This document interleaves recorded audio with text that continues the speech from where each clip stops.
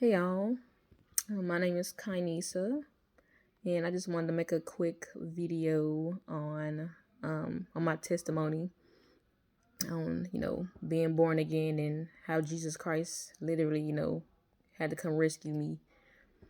I was living in St. Louis. That's where I'm originally from. I was living in St. Louis. I was 28, so this was a little bit over a year ago. Yeah, a little bit over a year ago, and I was living by myself at the time. I was single. I was dealing with a guy off and on for like 3.5 years. But this last time was was the was the doozy. Um, so this time, when we got back in touch with each other, um, it was weird, cause cause he black or whatever, and when I seen him, he had like blue contacts in his eyes, and I ain't say nothing. But he just saying like a lot of stuff. He like once I let him come stay with me, you know, he started like telling me about like a bunch of new age stuff, but I didn't know it was new age stuff because I was the type of person where if I went at work, I was at home.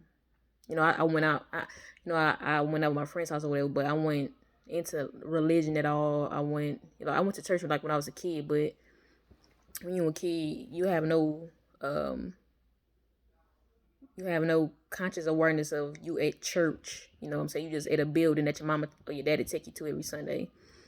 So like I said, I didn't have like no dealings with that type of stuff, especially like I said, like this new age stuff.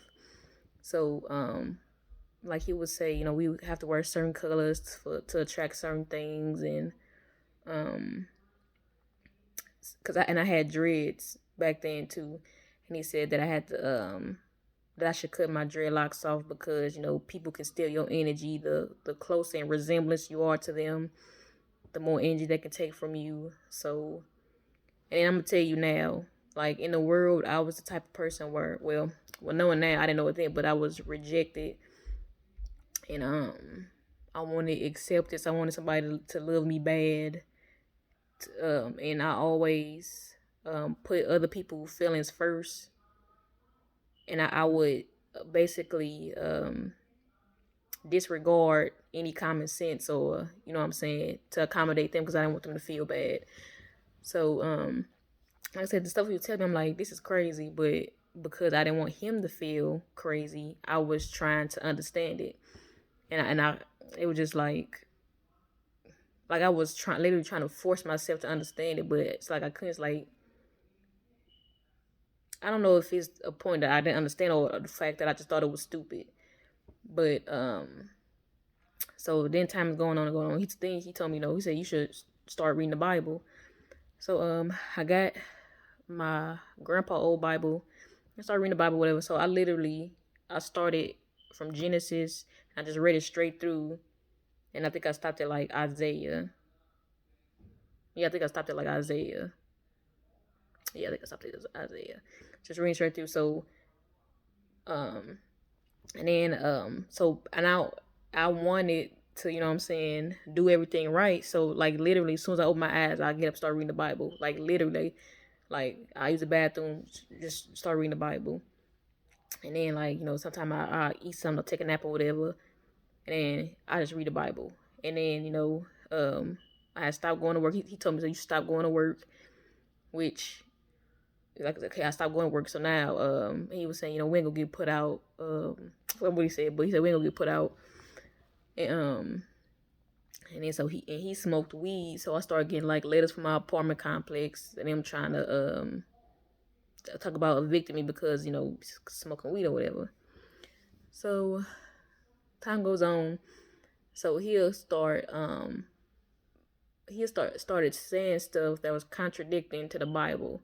So they started saying like ain't no sin, and saying that he was saying that his semen was an elixir that like it's gonna save people, and um and literally in my mind I'm like, you trying to say you God? That's what I'm thinking this whole time in my mind. Cause now, cause like once you bring the Bible into it, I'm like, and you contradicting it, literally in my mind, I kept saying, you trying to say you God.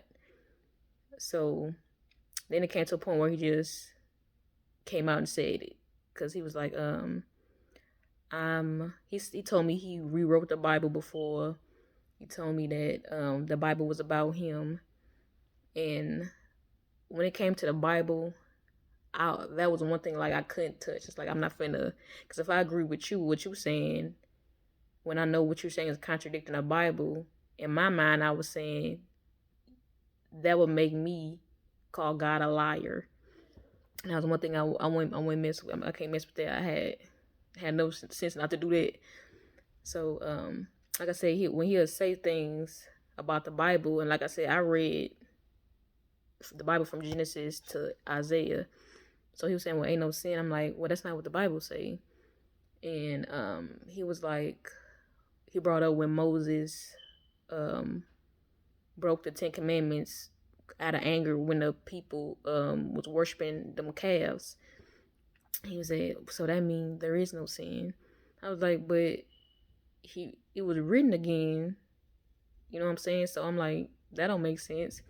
And anytime he would say something about the Bible, and especially with something that I read, it'll be an argument, because I'm like, well, that don't make sense because the Bible said this.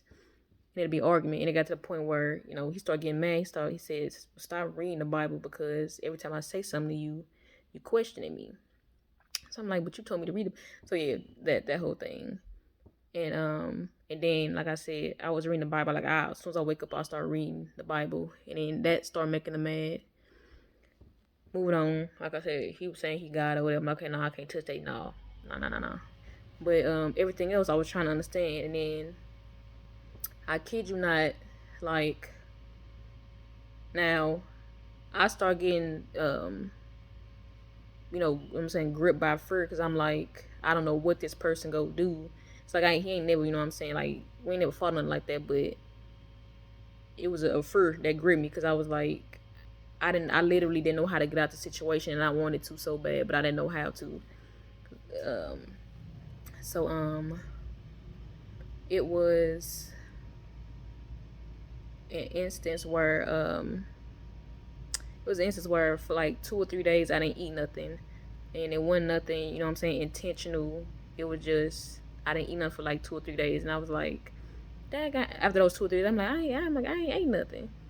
And then so like I was excited. I'm like, I don't know why, but I was excited. I'm like, that guy ain't nothing. And then I know it's like after that I didn't have like no type of sexual desire or nothing. So, you know what I'm saying? And then like when that happened, I immediately like I threw away all them little costumes I had. I threw away all them little sex toys I had. I threw all that stuff away. After those 2 or 3 days, I didn't eat nothing. And then so I told him, cause like I'm excited. I'm like, what I'm saying? Like, I don't have no type of sexual desire, nothing like that. And then he was like, first he was like, oh, that's good. That mean, he said something. But he still wanted to have sex. And then he was like, but I didn't tell him. But he said like, oh, that's good. But once I told him I fasted, I said, I think I fasted. Once I told him I fasted for like 2 or 3 days, he got mad. He was like, and it's funny now because I know that's the devil. It was the devil, you know what I'm saying? He was like, when I said that, he got mad. He was like, who told you to fast? And then at that point, I was like, I'm like, ain't nobody tell me to fast. I'm like, and I was like, my spirit. He was like, I'm laughing. It's not funny. It's not funny at all. But I'm laughing now because I know exactly what it was. And it'll be times where he'll be talking at an angle. He'll be mad, especially like because anytime we argued at that point, it was because he'll tell me something, and then I say, well, no, the Bible say this. And then like I would literally look at him. I'm like, and I remember at one point I was like, what is that? Like literally, I was like, what is that? Because I've never seen it before. It's like physically that was the same person, but I'm like, I'm not talking to the same person. I'm like, what is that? But going on. So once I told him I fasted for those 2 or 3 days, and he got mad. That night he wanted to have sex, and I didn't want to, but we did anyway. And the whole time I cried. It wasn't like no loud boisterous cry, but it was like I was like a cry to myself. I was like, I was crying. And like we had a dog, and like the dog was downstairs howling the whole time, and I'm just crying the whole time. It's like, and I literally was like, this is how a prostitute feel. And then so the next day, I'm like, I said something to him, I'm like, you ain't notice I was crying? He was like, no, what you crying for? So I was like, I was baffled. You don't think that's, you don't think it's alarming that I was crying the whole time and you didn't realize it? I'm like, it's like a lifeless body right there. I'm like, but yeah, so that happened. And at this point, and then he came out and told me one day, he was like, he was telling me I was evil. He was telling me, he told me I'm his hell. He told me that, he said, I'm gonna go crazy trying to understand him, which, boy, when you trying to, this is a side note, when you trying, first of all, the devil is crazy. These unclean spirits are insane. So when you trying to understand something that's insane, you will lose your mind. That's why a lot of people are losing their mind now, especially with all this new age stuff. People thinking they God, they are here losing their mind. But that's a side note. But and so okay, so at this point, like I'm falling into depression. I was depressed, like, and I was just like, I'm like, if I'm all this, I'm like, there's no point of me living. So I was depressed. I had started contemplating suicide, and like during this time, you know what I'm saying, like people knew what was going on, but I wouldn't tell nobody that you know what I'm saying, I was depressed and suicidal. I told him no. I was like, I told him I might as well kill myself, and then he laughed. He was like, if I wanted you dead, you would be dead. So I was just like I said, that's why I be telling people, like, when you grip by fear, first of all, you better get rid of fear, period. Because when you're in a situation, fear, it literally grips you. So like I said, I wanted to get out of that situation so bad, but I didn't know how to. Like, I didn't know how to. So, like I said, like, and then it was nice. I just be crying myself to sleep, all type of, like I said, just crying myself to sleep. And then it was one night. I don't know if I was actually asleep or like in that little middle part where you ain't sleep but you not awake. And I was just thinking about everything that was going on. And then it's like literally, even though it was dark, it's like a light clicked. I'm like, something wrong with me. I'm like, I'm still talking about him. But I'm sitting here, I'm like, something wrong with me. And then literally when, like, in my mind I said something wrong with me, I heard God. And the first thing he told me, once I acknowledged that something was wrong with me, the first thing he told me was, he said, you a harlot. And then when he said you a harlot, the first thing that came to mind was that night that that we had sex even though I didn't want to. And I remember I said, I was like, this is how a prostitute feel. So that popped back in my mind. I'm like, when he said you a harlot, I'm like, I am. And so that's the first thing he told me. And the second thing he told me, he said, you don't have a relationship with Jesus. And so this is something I had to think about, because I was one of them people that was like, I believe in God and I try to do right, blah, blah, blah, which, come on now, let's keep it real. But, so when he told me, say, you don't have a relationship with Jesus, I literally, kind of flipped through my life, and, I never acknowledged Jesus Christ at all.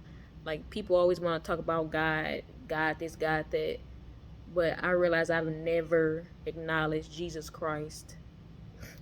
And then once he told me that, I'm like, I don't have a relationship with him.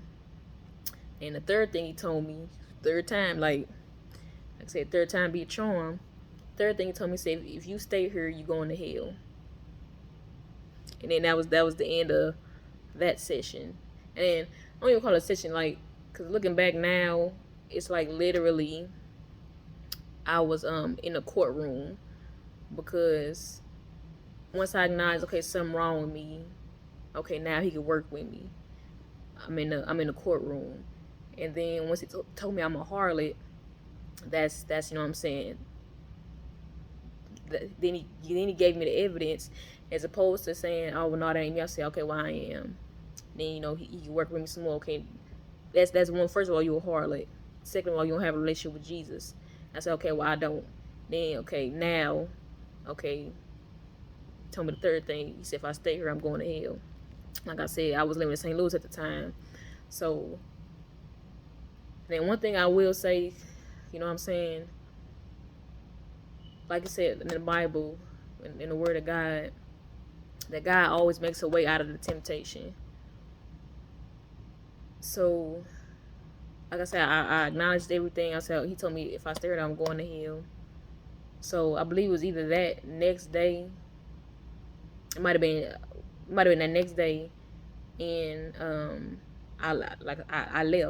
I left St. Louis, and I called my sister. She stay in Georgia, and I asked him like, if I need somewhere to stay, can I come stay with you? And she was like, yeah. So I packed the bag, and I left. Like I wasn't worried about nothing. I packed the bag and I left. I left all that stuff there. Anyway, I packed the bag and I left, and I drove 8 hours to Georgia. And literally, like while I'm driving on the highway, literally it was a red truck. I remember this. Man, God good. It was a red truck, and I'm driving, and it's literally like the car was finna like size, not size, I guess it'd be side swiping.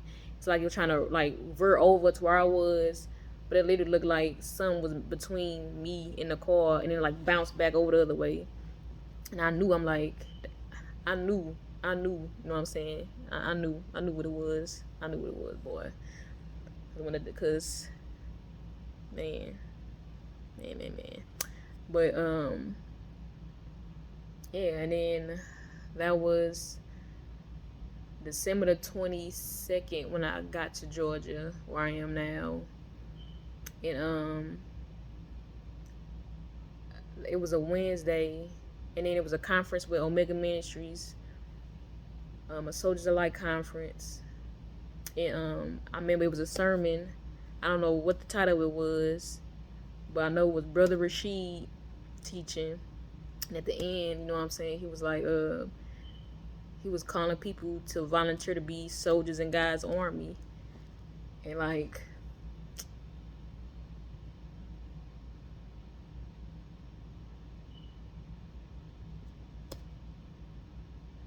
that's when I decided to give my life to the Lord. And that same fear that I had when I was in St. Louis tried to grip me from getting up, but I was like, no.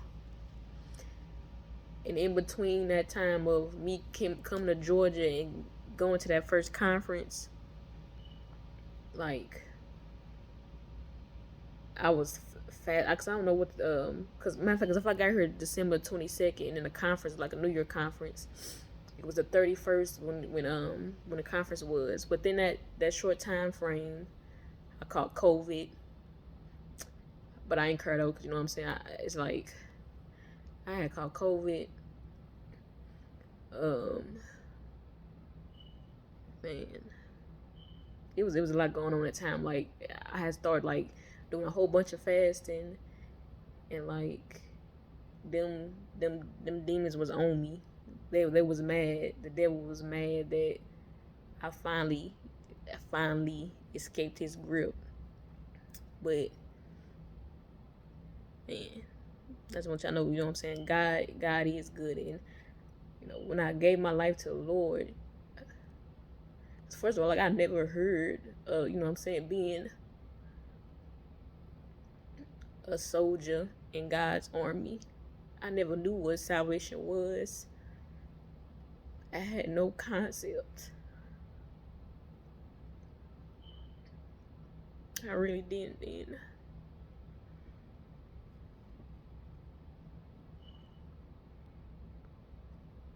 And it just amazes me because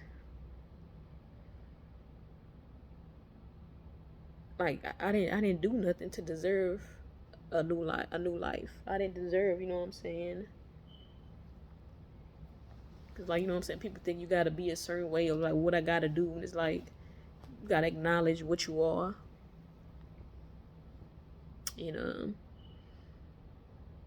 you ain't gotta be nobody special. You know what I'm saying? You ain't doing God no favors out here, you know what I'm saying, by giving your life to him and being born again. After that, literally this made me think about like a little while ago, when I was reading when Saul was anointed king. They say he turned around and he had a new heart. When you're born again, you get a new heart. You actually, you know what I'm saying, begin that relationship with Jesus Christ and being reconciled to God. And you literally, it's like you look at the world, it's like you've never seen it before. I remember looking up at the clouds, and I was just fascinated with the clouds for like a month. I was like, man, the Lord straight up made that. It's like a kid. Like everything is just so new and fresh and exuberant and, you know what I'm saying, vivid. But and then like I'll go around, I was, you know what I'm saying, hot, still hot. And, the Lord, he's still tempering me. But you know what I'm saying, like I was passing out stuff. I'm like, you know what I'm saying, you born again, the Lord, the Lord got a relationship with the Lord. Cause like Brother Rashid taught a while ago about Jesus Christ being that pearl. It's like you want to just show off the Lord. It's like when the Bible say boasting on the Lord, boy, that's something to boast in for real. Like, look, I'm like, Jesus Christ, he real, he alive. Like, being born again is literally like it's a personal visitation from the Lord. And it's like you believe in him to the point where it's like you seen him. It's like, say if you like, how can you know what I mean? If you born again, you know what I mean. And I'm not trying to ramble on them, but it's amazing. And I just, you know what I'm saying, I give the God the glory for everything that he doing. And I really want to, you know what I'm saying, share my testimony because the world trifling. Satan out here, he trifling. And there's no good thing that he can do for you. Anything he give you is a benefit for him. It's not to help you in nothing. And you know what I'm saying? It's a fight, you know what I'm saying? When you called to be a soldier in God's army, it's a fight. It's for real. Because the devil, like a no good dude, he gonna keep coming back. And if you can't have you, he gonna try to kill you. Like, for real. You think it's a game, but it's for real. You know what I'm saying? But, just wanted to share my testimony, and yeah, I can have that same experience, that same joy, that same peace, that same rest. If you just stop relying on people, stop relying on this world to give you and provide you anything. Because peace, anything that can be taken away from you, anything that bring you peace today, that can be taken away from you, that's not peace. That's pseudo peace. That's just something to keep you blinded of the fact that the peace and the rest that you, and that void that you feel, can only be filled by God. Ain't no car gonna do it. Ain't no house gonna do it. Ain't no woman gonna do it. Ain't no man gonna do it. Why you think, you know what I'm saying, all these, you know what I'm saying, these celebrities going crazy, killing themselves, and ain't even necessarily gotta be celebrities, folks killing themselves. Man, I'm telling you, it's beautiful to be on the other side of the world. Meaning, born again outside the world, because when you're born again, you can see the world for what it really is. You don't care about none of that stuff. I hope you don't. You don't care about what you used to care about. You don't want to do what you used to do. Like, and then another thing that, when I had fasted those couple of days, I didn't have a taste for alcohol at all. It's like, I don't want it no more. And that's power. Like, people think, you know what I'm saying, be watching movies and thinking power is just some, astronomical, mystical thing. But to take somebody from, because I know how I was in the world. I was like, I would have did, like I said, I just wanted to live, and I would have did anything. You know what I'm saying? To take somebody who was borderline alcoholic, somebody who, you know what I'm saying, was into, you know what I'm saying, all type of sexual perversions, and to literally wake up the next day and have no desire for any of that, that's power right there. That only comes from the Lord. Come on, man. I mean, come on, now. The word can't give you that. Can't no 5-step program give you that. So, I just, you know what I'm saying, I pray that you take heed to these words and just surrender your life to the Lord, because God gonna do a quick work. He gonna do it with you or without you. That's one thing. God, when he has a plan, you can either get on board or you can get left behind. But just thank y'all for listening, and I hope that, you know, these words bring somebody closer to the Lord, or somebody just finally realize that you're tired of yourself, tired of this world, the life that you're living without the Lord, and just pray and ask for him to come into your life, come into your heart, and be born again. I love y'all.